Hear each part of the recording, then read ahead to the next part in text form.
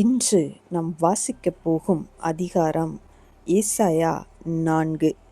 அந்நாளில் 7 ஸ்திரீகள் ஒரே புருஷனை பிடித்து, நாங்கள் எங்கள் சொந்த ஆகாரத்தை புசித்து எங்கள் சொந்த வஸ்திரத்தை உடுப்போம். எங்கள் நிந்தை நீங்கும்படிக்கு உன் பேர் மாத்திரம் எங்கள் மேல் விளங்கட்டும் என்பார்கள்.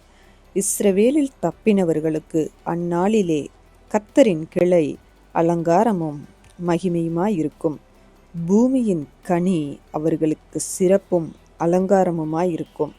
அப்பொழுது ஆண்டவர் சீயோன் குமாரத்திகளின் அழுக்கை கழுவி, நியாயத்தின் ஆவியினாலும் சுட்டெரிப்பின் ஆவியினாலும் எருசலேமின் இரத்த பழிகளை அதன் நடுவிலிருந்து நீக்கிவிடும்போது, சீயோனில் மீதியாயிருந்து எருசலேமில் தரித்திருந்து ஜீவனுக்கென்று பேரெழுதப்பட்டவனவனும் பரிசுத்தனென்று சொல்லப்படுவான்.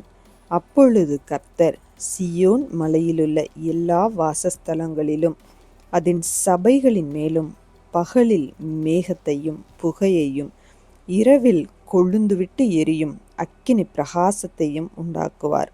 மகிமையானவைகளின் மேலெல்லாம் காவல் உண்டாயிருக்கும். பகலிலே வெயிலுக்கு நிழலாகவும் பெருங்காற்றுக்கும் மழைக்கும் அடைக்கலமாகவும் மறைவிடமாகவும் ஒரு கூடாரம் உண்டாயிருக்கும். இந்த வீடியோ உங்களுக்கு பிடித்திருந்தால் லைக் பண்ணுங்கள், உங்கள் ஃப்ரெண்ட்ஸுக்கு ஷேர் பண்ணுங்கள். இன்னும் நம்ம சேனலை சப்ஸ்கிரைப் பண்ணலைன்னா மறக்காமல் சப்ஸ்கிரைப் பண்ணுங்கள். சைடில் இருக்கிற பெல் ஐக்கானை ப்ரெஸ் பண்ணுங்கள்.